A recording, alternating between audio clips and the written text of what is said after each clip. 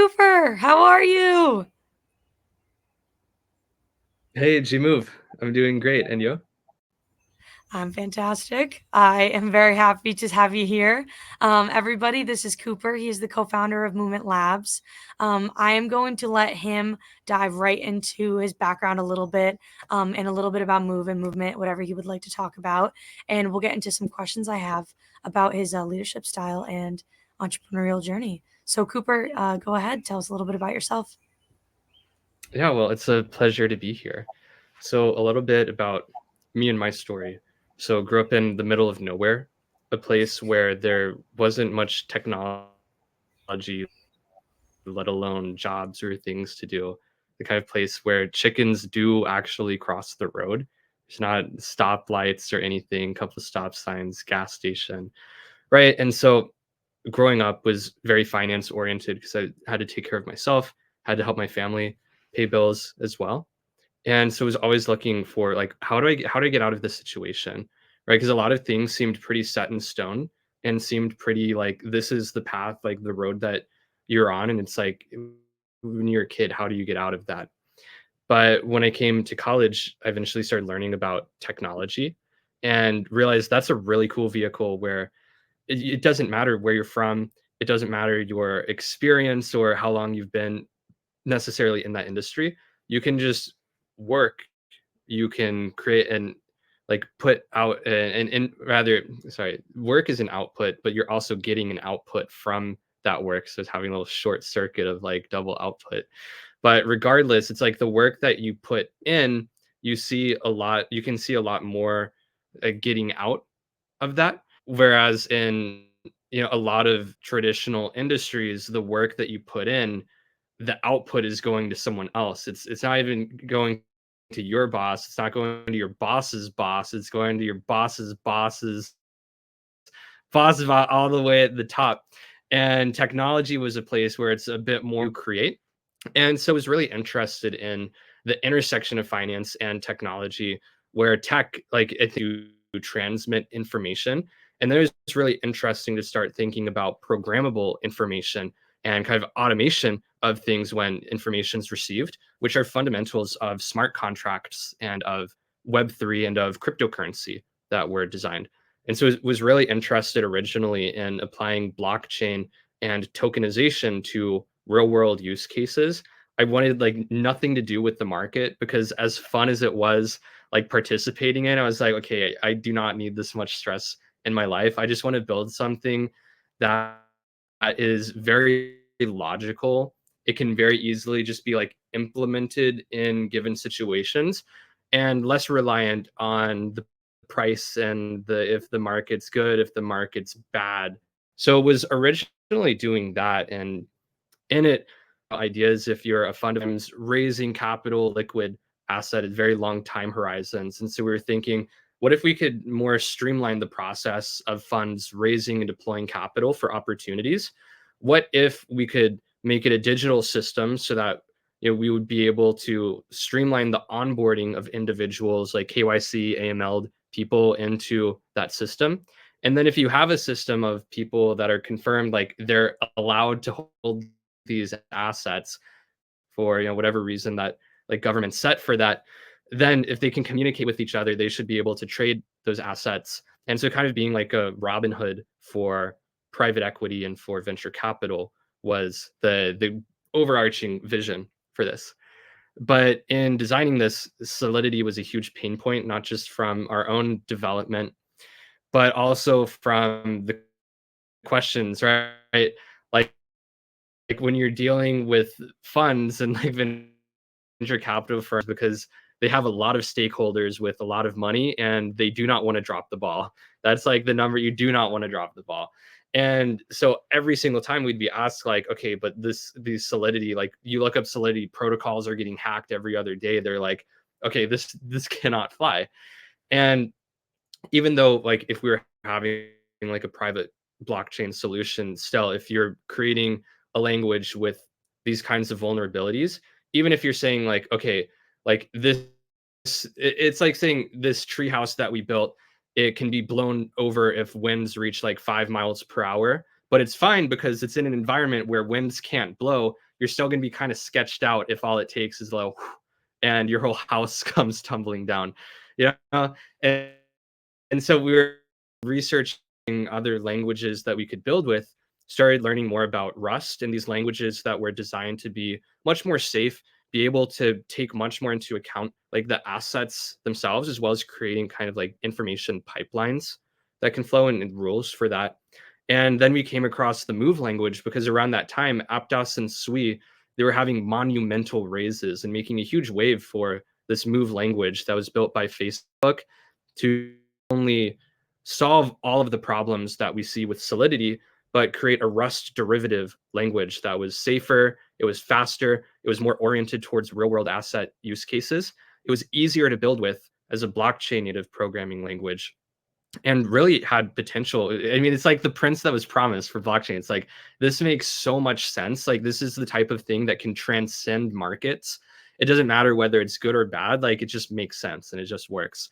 And so we started building with the Move language. We fell in love with it. And we were like, wow, so we have a very unique opportunity here where we could be like, we're already being like one of the first movers in like this VC space and SPAC DAO space. We had a joint venture with the fund of funds and we're building this together. But we could also be truly first movers of the language itself. And so in that kind of realized it would make a lot of sense to just dive into the language, become immersed in it, become adept in it, so that then in the future we can revisit applications of the Move language because we are so early, right? It's like we're kind of going back to sticks and stones here with Move versus what we see with the tooling available for Solidity and the use cases things have been developed with. But it's cool because we have the knowledge of Solidity to apply here of what people have done before and can just make optimizations, make new tools.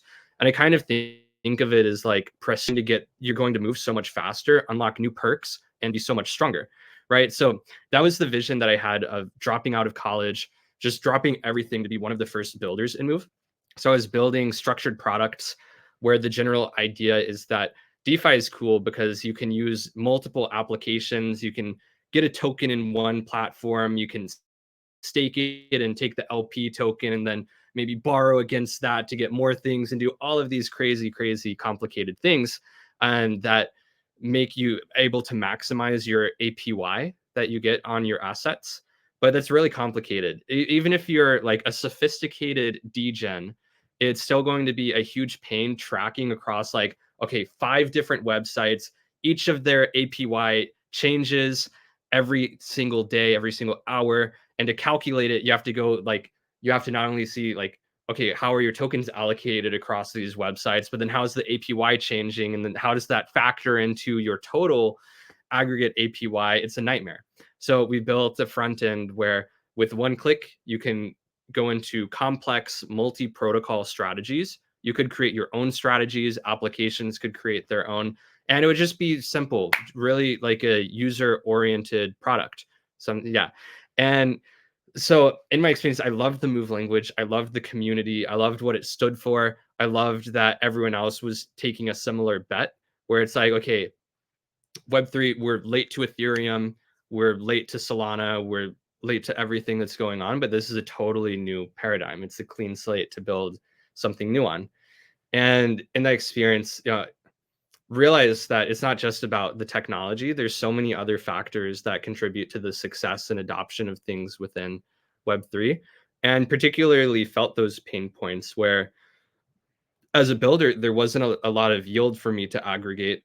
There weren't a lot of people in the system.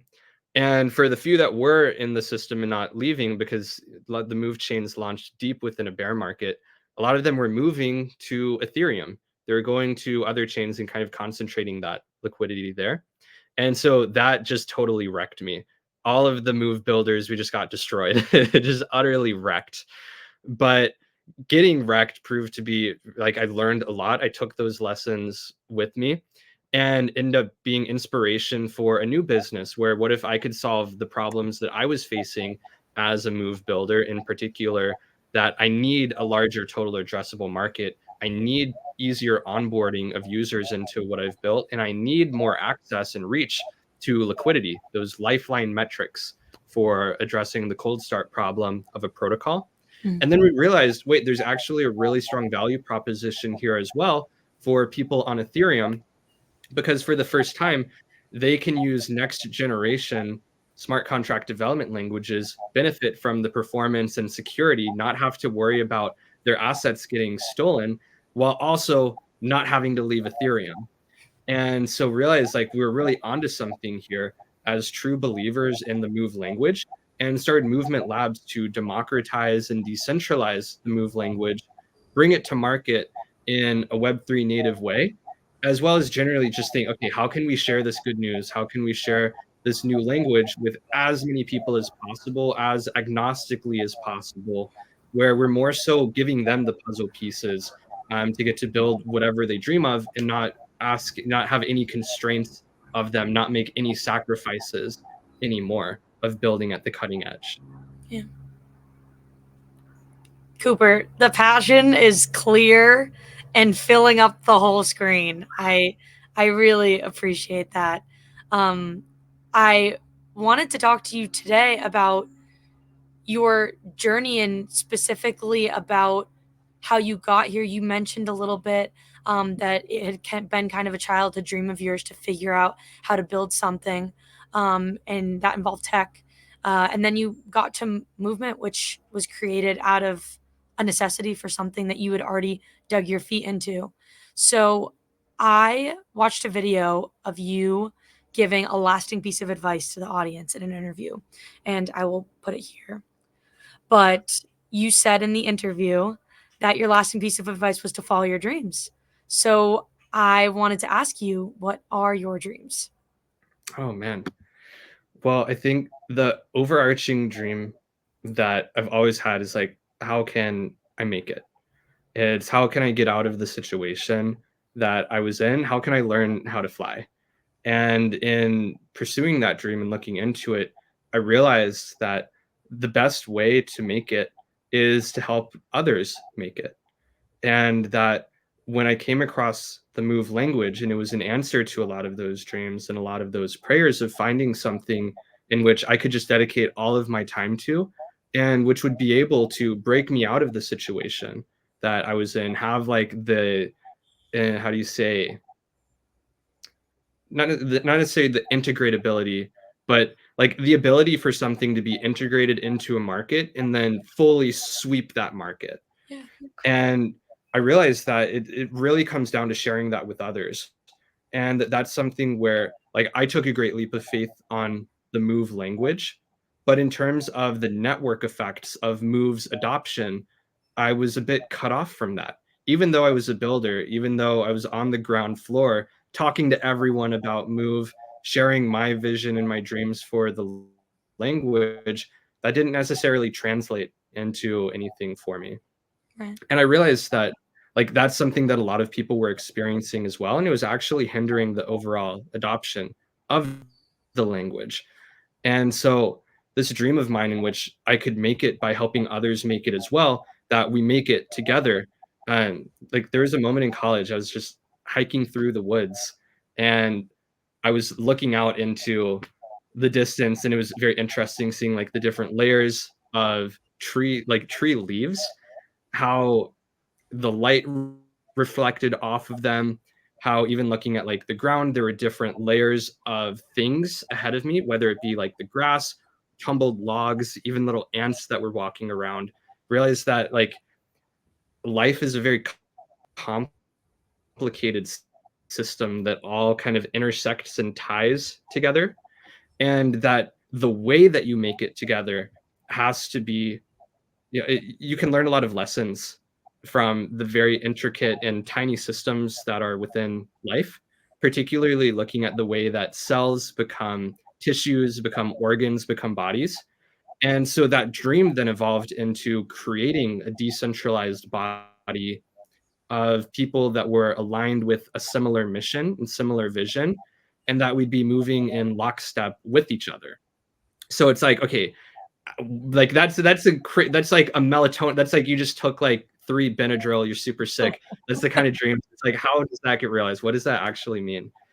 And came to realize that it really like boils down into this ethos and this vision that we have as a company, in which like when it comes to hiring, we're looking to bring on the best talent who are also looking at this as a means of helping others. That Web3, it's a really cool place where you can build your own seat at the table, and realized that the table that we were at for the Move language, right, it wasn't necessarily optimized for that. And so we're like, okay, we're going to build our own banquet hall. We're going to help others build their own tables. We're going to help people build seats at whatever table that they want. And it really came down to like kind of operationalizing this dream of like, okay, I want to make it with others. I want to be a part of a movement of something bigger than myself, something where all of us can contribute in our different capacities, our different skill sets and specialties, where that goes so beyond just like being a coder. There's so much more that goes into it, and so much more like tables and seats at the tables that we can provide for others.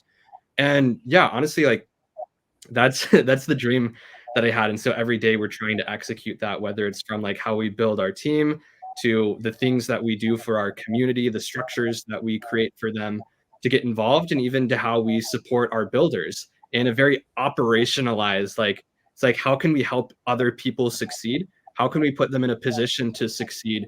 And then how can we kind of angle all of these different things at one another so that they intersect, they compound, and it actually creates like a rocket fuel for the adoption of Move, for the adoption of like this ecosystem and system that we're building, and a very like kind of recoverly like life infused way of realizing that dream.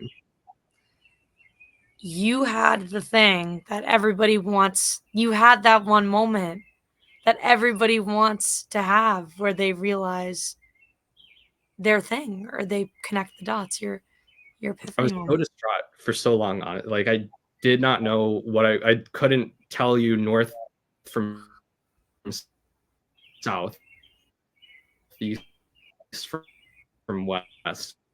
But it's like I kind of see my job is just like I'm just like on the hill. I'm just evangelizing the Move language, the opportunities that we have, and sharing it with others feels so good, because it was a really long, really arduous journey to even find Yeah. like this golden thread. And so now it just feels so good to get to share it with others and get to realize this dream with others. And hopefully this be a stepping stone for them to realize their dreams as well. It's like my long-term vision for this is that 5, 10 years from now, right? It's like the train's arrived at the station now, and we can all arrive at this destination together, in which on the other side, we're all coming to this with our own hopes and dreams, our own vision for how we can change the world. But it's very necessary. Like you have to get your oxygen mask on first. And if you want to create your own rules, you have to beat the game first. So it's like, let's beat the game together, and then we can tackle other games, right? For a lot of people around the world, myself included, this is Web3 is a very rare opportunity to be able to find financial freedom, find financial independence, and movement is a very like I believe it's a very good route to achieving that path. And it's awesome seeing builders from around the world, especially in places where they're leapfrogging with technology, getting plugged into the internet, getting plugged in with broader markets, to where this is something where I hope a lot of people around the world can make it. And then we can start thinking like, how can we build out internet infrastructure? How can we build out clean water infrastructure, Internet of Yeah. Things?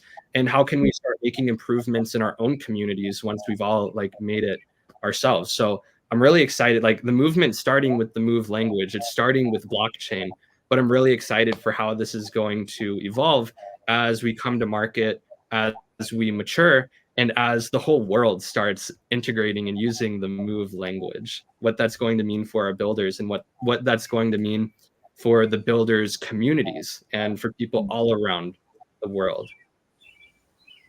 It, beautifully said.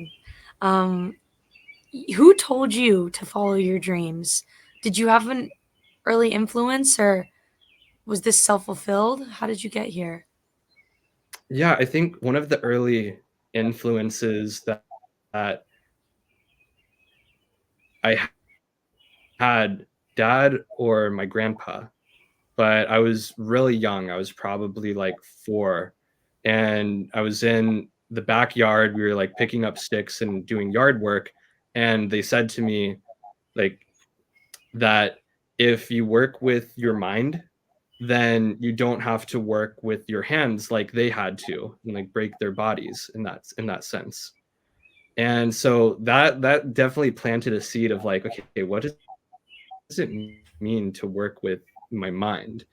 And got me very interested in this concept of, okay, like to work with my mind, that means that like I don't have to be out there 24/7. It means, right, it kind of boils into this concept of being able to have things happening while you sleep, creating systems that that are structured in such a way that they self fulfill and can be recursive and like continue themselves.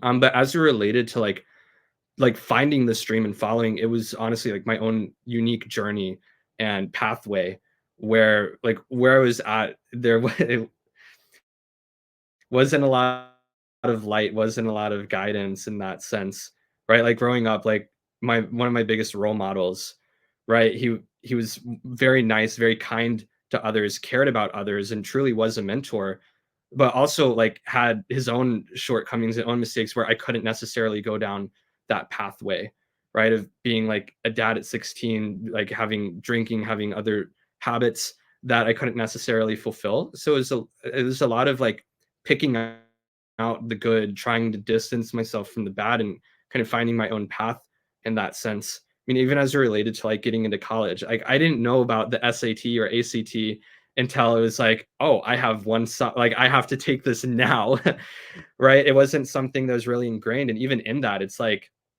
I was able to improve my English score. Like, I kid you not, I increased it by like 15 points between like when I took it for the first time, just based off of like what I was taught, versus once I started like, okay, I'm going to really optimize for this and really learn it. It's like the rules of the game weren't really explained, and it makes for a very precarious situation for people around the world, because people aren't telling you the rules, they aren't telling you about the game that's being played, but it's happening in the background. And there's this song I really like, Time by Pink Floyd, where there's the line that really sticks out is, no one told you when to run, you missed the starting gun. And that just terrified me. Like I didn't want that to happen for myself. So I started just like really optimizing for, okay, how can I just speed run like learning the rules of this game? Because it really is the type of thing. It's like in a video game, you start at level 1, right? You're in a level 1 area. Over time, then you're in a level like 10, level 20, and the game progresses, right? But in most games, the game progresses at the same time as your character. But in life, the game progresses independently of your character. And it's really terrifying, the idea to be under leveled, right? To be like level 5 and suddenly you're in a level 20 area. The game's just going to keep getting harder. It's like, how do you speed run? How are you a level 20, right? And so really like optimizing that, trying to share it with others, it became quite a lonely journey, because people don't want to hear that. They don't want to hear that like it can be very stressful and is very stressful. But yeah, was able to kind of make these realizations and kind of be pointed in the right direction by realizing the stress and accepting the stress, and then doing something with that stress. So I'd say that like there was a seed planted in my mind that helped me with that right way of thinking. But like no one taught me the rules growing up. I was very much destined to like kind of just get snuck up on and just get absolutely wrecked. But yeah, kind of had a moment where I realized like I'm under leveled. The game's going to keep like the game's about to go from the starting area to like the actual like difficult part, and I'm not even complete with the starting area. So it's like I got to get my stuff together. And yeah, just started just started running down that line of thought, and it ended up being a very strong guidance for me in terms of Yeah. getting to where I am right now. You like, gave yourself solid footing and labeling of where you were. That's the best analogy. You should write a book about people getting to the next stage of life and not knowing what to do, because that's that's a golden analogy. Yeah, that's Also, some. Thank you. And go ahead. I was just gonna say, like, no book yet. I need to prove that I'm worth my grain of salt and that I'm not just like some crazy kid. Because honestly, like, I have to turn off a piece of my brain when I talk about these things and like just see the vision and just speak Yeah, through that. But yeah, movement is a fulfillment of it, where it's not just like something you can like come be a part of this. Come learn yeah, from me, from the other builders in our ecosystem. Like we really have something for everyone here. So honestly, would highly recommend that you join our Discord, that you join our yeah, guilds, where they're literally designed for helping you grow your skill sets. And it's something like a lot of people sell courses, they ask you to subscribe, ask you to pay something. Like the only thing that we ask you to pay is your dues. You pay with time and energy. That if this is something you believe in and you spend time, right, you can learn from others, you can do something bigger than yourself and have takeaways from it yeah, without any financial cost, without any like, right, just come, you can learn, and it's something open to everyone. So learn by doing stuff. But right now we're in the phase where it's like I got to actually do it before I can talk about it. And the goal yeah, here is like as I'm doing it, that every door that I open and is open for me and that I go through, we can just pull everyone we can through those doors too. So whether you're a developer, even if you're just looking for something to do like 5-10 hours a week, like there is a place for you here. You can create a seat at the table in whatever capacity you wish, and that's the kind of yeah, system we've developed here. And it actually hasn't even rolled out yet as of, right, this is like the first week of July. This is stuff yeah, that's going to be coming in the future. It's going to be growing. It's going to be really associated with our test net and with our own go to market. And it's a, yeah, this is the opportunity to be a part of the movement and to really like, I kid you not, we are so early in terms of like us coming to market. We're not even there yet. So this is a rare opportunity for, like, it's a clean slate. It's a blue ocean, and anyone can build their seat here. So I'm happy, although I can't share too many musings just yet. I can share something so much better. that's very fair. I hope to write an endorsement on the back of your book. I think it's all the proof is here, Cooper. All the proof is here. And in the future too. I I'd love to ask what motivates you the most. I know you've touched a lot about dreams and vision, but what motivates you in the industry in general? Yeah, I think it ties to this idea that we can build our own seats at the table and we can build our own tables if we want. Yeah. Yeah. One reading that like I can recommend for people interested in this line of thinking, it's a book called Finite and Infinite Games, where it's Mm, like a way of play, a way of life. And it's really interesting in philosophically defining what is a game. And what's interesting, like if you think about it, the economy is a game, the job mhm. market is a game, applying to college is a game. All of these things, they can Oh, be, they have rules, they have optimizations, they have win conditions, all of that good stuff. And if we think of games as infinite, right? If we look at a finite game, that's thinking of it from the perspective of I need to get into a college. You can define win conditions of I want to get into a certain college, and you either win that game or you do not win that game. mm, And if you look at it finite, it's like, okay, I lost. I didn't achieve the thing that I set out to do. So it's over. Where if you look at it from a finite, like, yes, it is over from a finite perspective. However, games truly are infinite. And what's cool is this book, it's kind of like laying out the proof. It's laying out like how logically games, specifically in life, are infinite. And it's also a mindset that you can carry with you, looking at things as an infinite game and not as finite. yeah, But you can instead look at it as like, okay, I didn't set out my goal. I didn't achieve the goal that I set out for, but I learned things and I can take that and play a different game.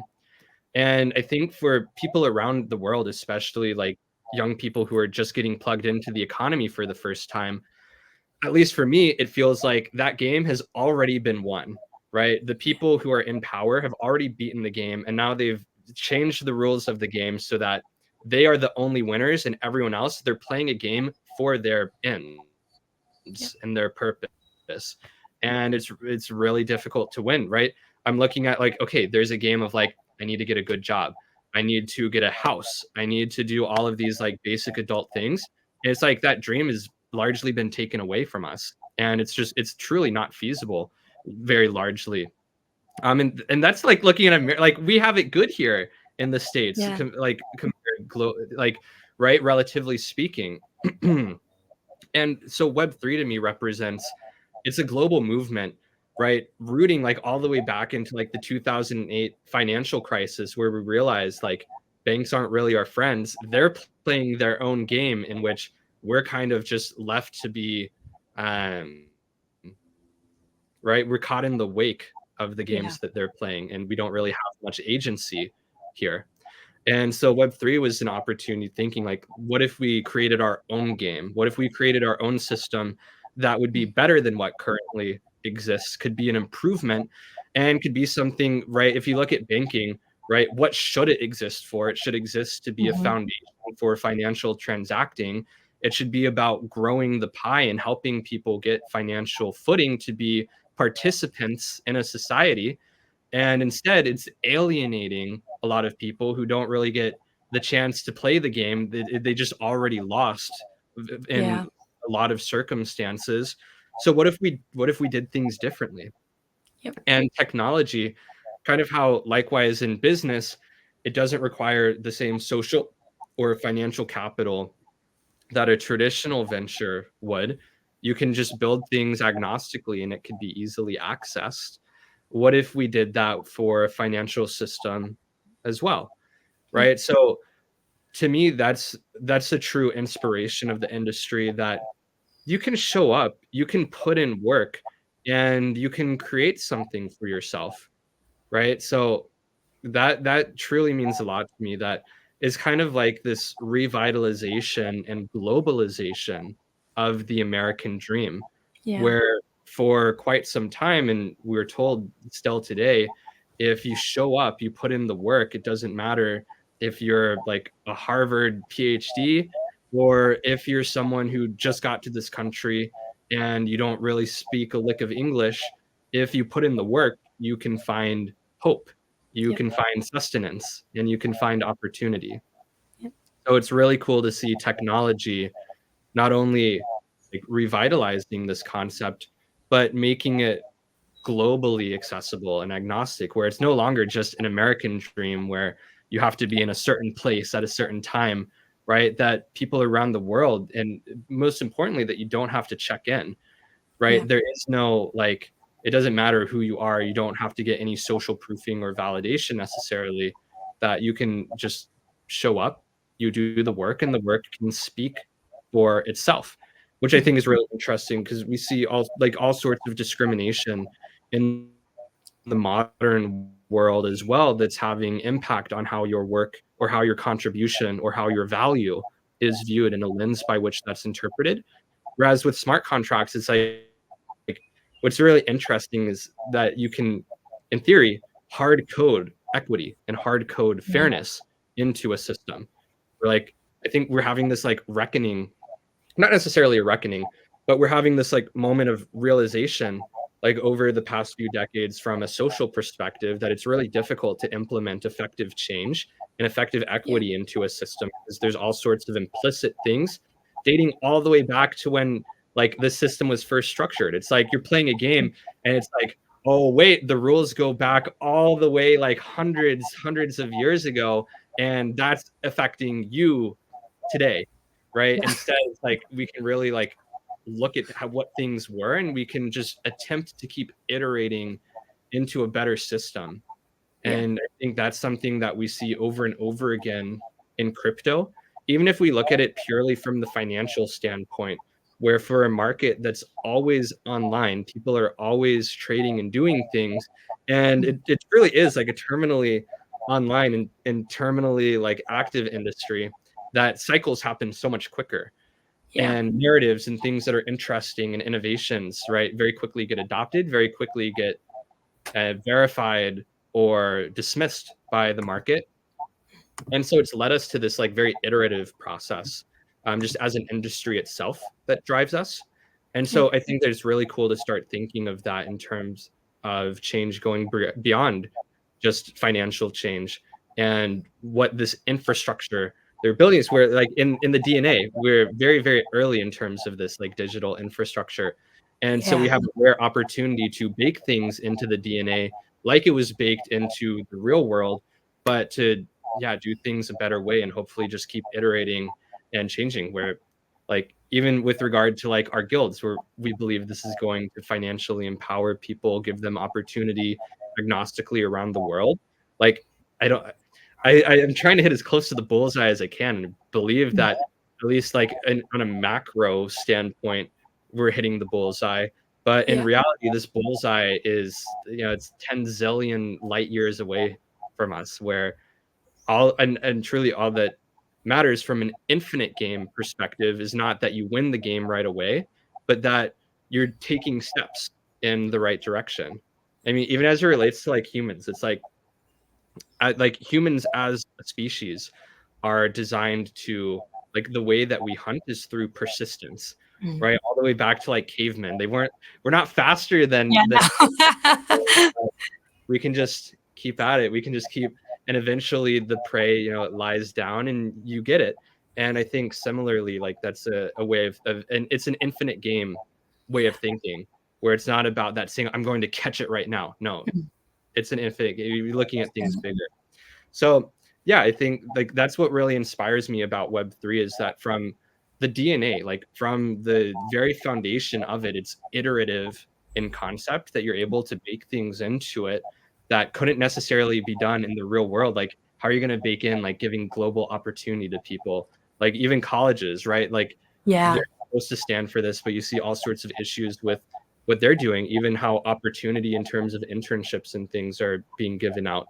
And so Web3 is a very cool opportunity to do this in a more agnostic way, where we can just focus not necessarily on like the social proofing of like the prestige of a college or the prestige of an internship, but rather like we can just laser focus in on the skills that people Yeah. can be developing and what they believe they want to like take with them going Mm. forward, and give them a system where they can grow that and take it other places. That I think is really cool. So Web3, like it's kind of like this it has like the conditions. It has all like kind of how life, right? For life to emerge requires all sorts of different, very specific conditions. We have that with technology, and Web3, I think, is one of the like leading edges of the application Yeah. of that technology. Could not agree more. I think that there's a lot of different things to be so excited about and motivated by, um, especially because the one thing you mentioned was being able to build your chairs, your seats, and your tables, um, and you get to choose how you do that as well. It's just the freedom that we've all like to talk about and focus on. Um, as far as educating people about movement and the move language as well, what have you found is the best way to talk and communicate that education to others? And who specifically are you trying to educate at Movement Labs? Yeah. Oh, we're we're coming for everything. So not like so one of the things that we recently unveiled that is out, I can't fully talk about, is our Battle of Olympus, Cool. which is a call to action for developers to learn the move language, create applications, be judged in a way that's fair. Mm. So although we have a lot of like blue chip teams that have raised, they've already launched protocols, they're participating. The way that we're judging teams is on a week by week basis. So the first week, it's going to be something that's very easy for anyone to do. The second week, we're going to scale, and so on and so forth, so that the advantage that one could argue that an established protocol has, that advantage isn't going to be coming into play until the very, very late stages of the game. So Sure. we're really like holding hands and helping people improve, right? Because like we selfishly want to have a robust ecosystem. And so we want to help people improve and build quality applications and to become good Move developers, right? So talking to all of the existing Move developers to come over, learn about the value proposition of Move on Ethereum, talking to Solidity developers, where we're teaching them, okay, this is the benefits of the language and helping them learn this like very different coding language. Even people from who know Rust, where Move is very similar to Rust. There, it's literally a derivative language, so the syntax is quite similar, Cool. but helping them as well. But then even beyond this, like we're teaching people about this movement ethos that we have, which a lot of that is happening just on the ground floor within our Discord, where we're just super active within our community. We've identified people like, right, we gave people a framework, a set of rules that they can play by, and through that, right, winners are being like very clearly identified as well, in which we're giving them more opportunities to be a part of this system, to be guild leaders, to be community moderators, and all of these different aspects where they can grow themselves as well and then get to share that mission with others too. So for me, education, I mean, it's honestly just a lot of being on the ground and talking Yeah. to people, because that's how it happens. Like we Yeah. can't just shout it from the mountaintops all the time. Like we really got to just get on that ground level and work with people. And it's been great putting together a team and onboarding people who love that as well, so we can just be everywhere and just be supporting people in that sense. But a lot of our updates, you see just at the bottom there, got Movement Labs XYZ across all of our socials, to check out our Twitter, check out our Discord, where you can start seeing like more details about the network and join the community, and then see more details about what this ethos is and the ways in which you can get involved, whether you're technical or not technical, whether you like making memes, whether you like writing guides, doing research, or even being like a community moderator Yeah. or leader yourself. There's a place for everyone at Movement. Beautiful. Boots on the ground. Nothing better than that. And it's also irreplaceable. So that's incredible. You've got really strong culture and movement. Um, what do you guys do to foster the growth of the environment and achieve milestones as a team? Yeah. Talk a little bit about your team. Uh, we have a lot of rock stars who have Yeah. a lot of experience at like large protocols, large institutions, leading large teams, and so that's Yeah. been an incredible complementary fit. Where my co-founder and I, we both dropped out of college. We're both just like huge Web3 degens, so it's like it's very complementary because we're achieving like different aspects here and focusing on like different things. So really, like everyone at the team also has this vision of the best way to help yourself is to help others. That's truly like the only like true way, in my opinion, to help yourself without hurting others. It takes a lot of intentionality, and that's just very rooted and very core in the ethos of the company, that we're founded to help, just to help others. And we believe that by creating a system that people want to be a part of, and that people want to be a part of because it recognizes their value, their contribution, and gives them a place, like it gives them a home to be a part of, that's the way to succeed. So a lot of people also have visions of like, they want to do a lot of social change. They want to change the world, and that this is a way not only that we can get our oxygen mask on, but in reality, like if we want to change the world, it doesn't just come like that. You can't just snap your fingers. It requires a lot of work, and it requires a lot of people coming together. And so that's the kind of system we're developing, right? We like to hire rock stars who are experts in like a specific thing, Yeah. where we can then give them like a sandbox in which it's kind of complementary, like tying back to like the cell, where you have all of the different parts of the cell that tie together, that each have their own specific function, but are aligned in this mission that make the cell truly a cell. And so I'd say it's very similar with regard to Movement Labs and with the team, where we have a lot of rock stars who are really passionate about changing the world and have a very like unique expertise that is then fitting very well, very snugly together in order for us to execute this mission and go about it from like the functional product perspective of building a blockchain, shipping a network, and realizing like this vision.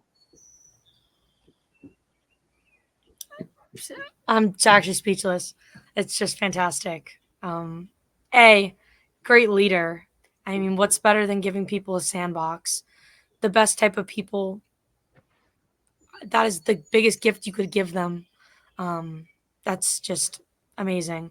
And Yeah. B, that's all of the movement and your personal development as a person figuring out the north, south, east, and west of their life. Um, I have two more fun questions, but any last notes on Movement Labs, your team, Web3, anything under the sun? I think I think we hammered it pretty We're well. done. So let's get to the fun question. Yeah, And not to say that those were also very fun questions, but let's get to yeah. like the real fun. These are two. I know you mentioned a book about games. Was it called Finite Games, Infinite?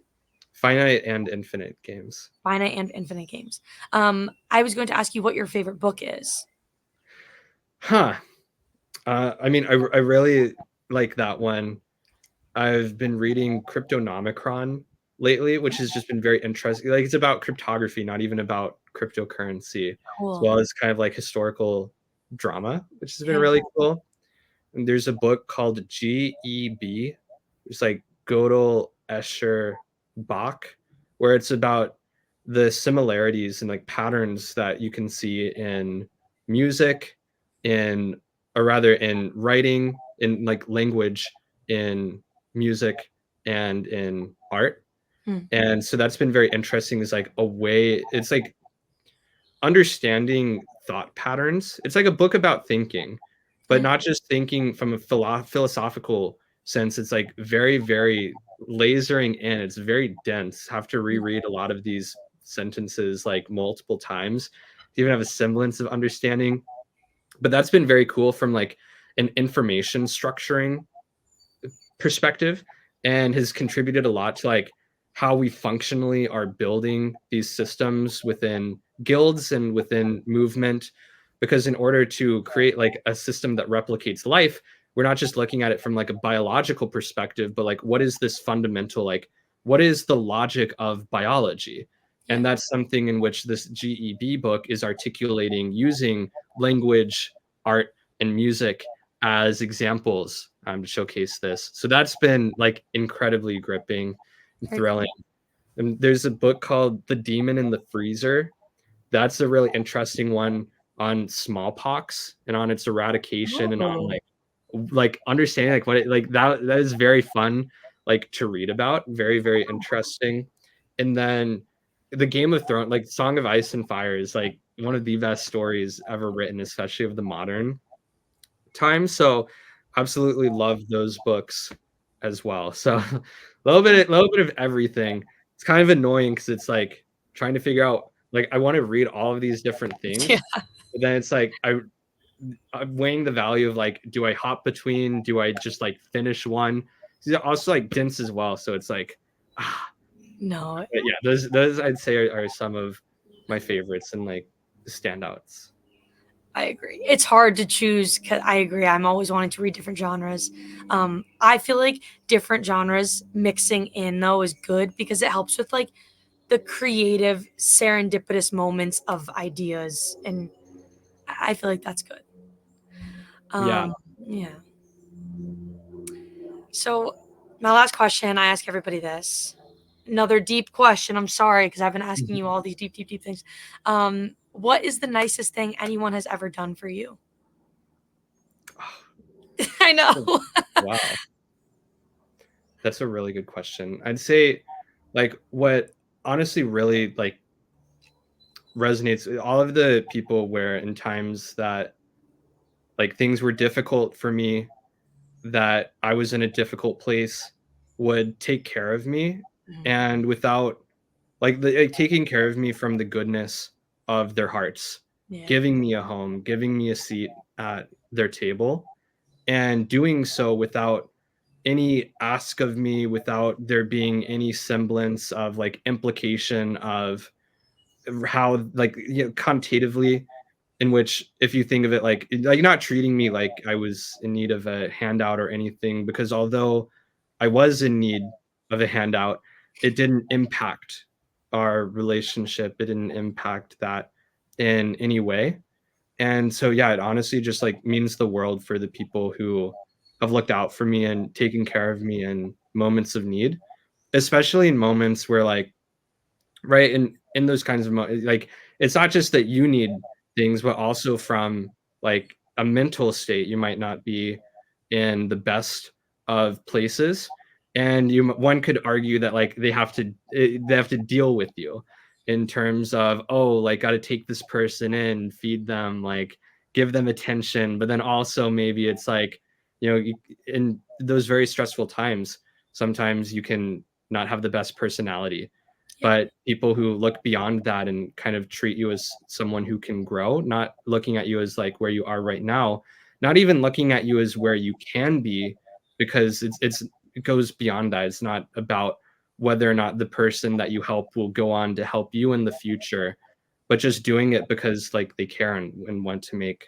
like a positive difference in the world. And so yeah, the people who have been like patient with me, like that really, like it means a lot deep down, because especially in these times where like I have to sprint, I am like just fully like head in the game here, getting the snot kicked out of me physically, emotionally, mentally, spiritually, every different way here, Everywhere. but then still being like, luck is my like seeing beyond like the state, seeing beyond like where I'm at, but just genuinely like wanting to invest in me and meeting me where I'm at. And so that's on it, like that kind of like those niceties that have been done to me and really made an impact in like how I think of things, how I want to be treated, how I can treat others. And that being something that, we're trying our very best to bake into just the ground level logic of how we as movement build our own ecosystem, how we support our community and give that home to others, where it's oriented around the good and making an impact agnostically, and Mhm. really seeing like kind of seeing everyone as like a piece of gold, right? All of equal value, all of like we want to help you and meet you where you are, Yeah. and be that for them on a global on a global scale, which is only possible with Web3. A perfect close. And all of these things are so interconnected. And that's why I ask a more personal question in a professional interview, because they they are tied. Oh, 100%. Yeah, Um, absolutely. Like it's DNA, yeah. right? It's like what the founders, what the team, what the build, it all, I don't even want to say trickle down because it's so much like it Exactly. cascades, Yeah. snowballs. Okay. It's a perfect way of putting it. Yeah. No, Cooper, I could not be more thankful for your time and for your honesty in answering all these hard questions. It's been a true pleasure chatting with you today. Yeah, likewise. I really appreciate the time as well as like the thought that went into these questions. This is definitely like one of the most fun and most energizing and reflective podcasts that I got to be a part of. And so hopefully to many more here. I appreciate it, Cooper. I have no doubt we'll be talking in the future. And I also will be putting all of your community links in the LinkedIn post, and wherever this goes, so that everybody can be moving with movement. And sorry, it's just, There's too many good it's, puns. I know. So, but really, it's people will be thrilled to be a part of this, and we'll be lucky to find you guys. So I again thank you. It's been great chatting today. Thank you. Thanks, Cooper. Have a great afternoon. I'll talk to you soon. Yeah, likewise.